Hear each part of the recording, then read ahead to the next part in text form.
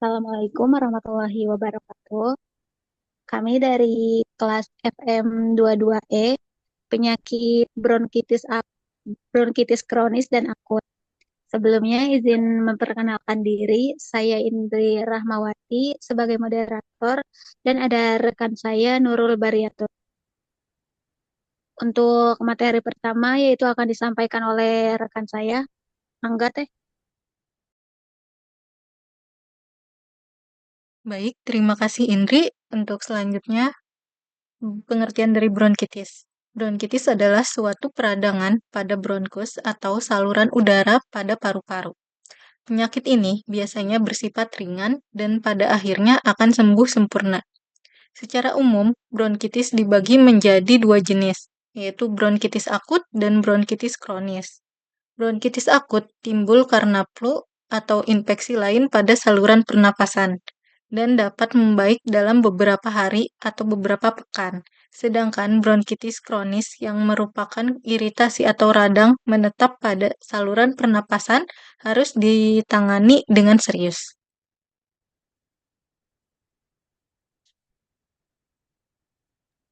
Baik, terima kasih Teh atas pemaparan materi pertamanya. Untuk materi kedua yaitu ada klasifikasi bronkitis yang akan disampaikan oleh saya sendiri. Pertama yaitu ada bronkitis akut, yang dimana bronkitis akut ini suatu proses inflamasi pada trakea, bronkutus utama dan menengah bermanifestasi batuk dan tanpa terapi akan membaik selama 2 minggu. Bronkitis akut biasanya disebabkan oleh virus serta bakteri yang dikaitkan dengan Bordetella pertussis, Mycoplasma pneumoniae atau Corynebacterium diphtheriae. Untuk klasifikasi yang kedua yaitu ada bronkitis kronis yang dimana bronkitis kronis memiliki beragam definisi secara epidemiologi. Namun secara klasik didefinisikan sebagai batuk produktif kronis selama 3 bulan dalam 1 tahun selama 2 tahun berturut-turut dan penyebab batuk kronis lainnya.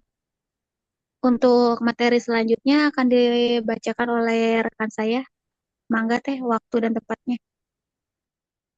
Untuk tanda dan gejala bronkitis, yang pertama untuk bronkitis akut yaitu demam, batuk, terdapat suara tambahan, wheezing, produksi sputum meningkat, mudah lelah, sesak napas, sakit kepala, muntah, flu, tidak enak badan atau pegal-pegal.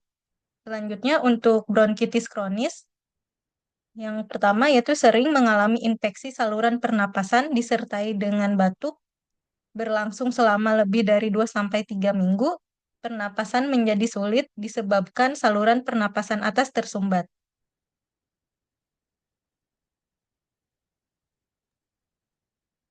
Untuk materi selanjutnya yaitu ada tata laksana terapi untuk bronkitis kronis. Untuk terapi non farmakologisnya yaitu pertama berhenti merokok, kedua program rehabilitas paru, ketiga program rehabilitas paru dan berikan vaksinasi yang sesuai.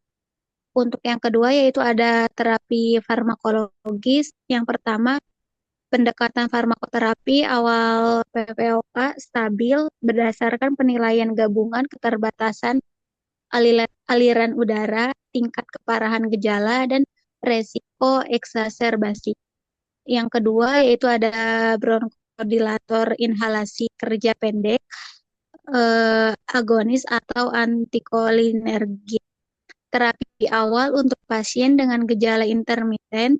Dan yang ketiga yaitu ada bronkodilator inhalasi kerja panjang, agonis atau yang sering disebut dengan LABA atau antikolinergik untuk PPOK sedang sehingga berat dengan meredakan gejala, mengurangi frekuensi eksaserbasi, dan meningkatkan kualitas hidup. Materi selanjutnya akan dibacakan oleh rekan saya.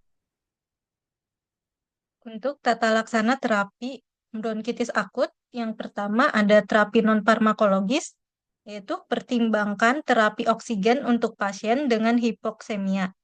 Yang kedua ada ventilasi tekanan positif non-invasif atau NPPP. Untuk terapi farmakologis, yaitu ada bronkodilator selama eksaserbasi akut PPOK, dosis dan frekuensi bronkodilator ditingkatkan untuk meredakan gejala seperti sesak napas. Yang kedua ada kortikosteroid, yaitu pasien dengan eksaserbasi PPOK akut dapat menerima kortikosteroid seperti prednison 40 mg oral setiap hari selama 10-14 hari untuk mengurangi peradangan dan membantu pemulihan. Jika pengobatan perlu dilanjutkan lebih dari 2 minggu, dosis harus dikurangi secara bertahap untuk mencegah gangguan fungsi kelenjar adrenal. Yang ketiga ada terapi antimikroba. Antibiotik harus diberikan jika pasien mengalami setidaknya 2 dari 3 gejala peningkatan sesak napas, peningkatan jumlah dahak, dan dahak yang lebih keruh.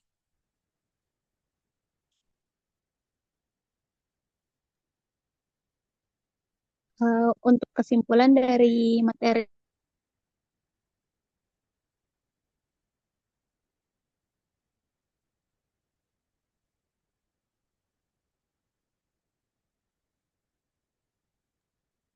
yang timbul akibat infeksi virus atau bakteri pada saluran pernapasan dan seringkali membaik dalam 2 minggu tanpa memerlukan pengobatan khusus.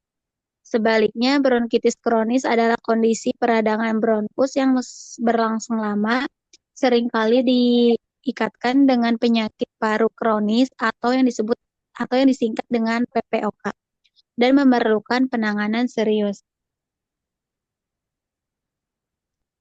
Sekian presentasi dari kelompok kami, kurang lebihnya mohon maaf. Wassalamualaikum warahmatullahi wabarakatuh.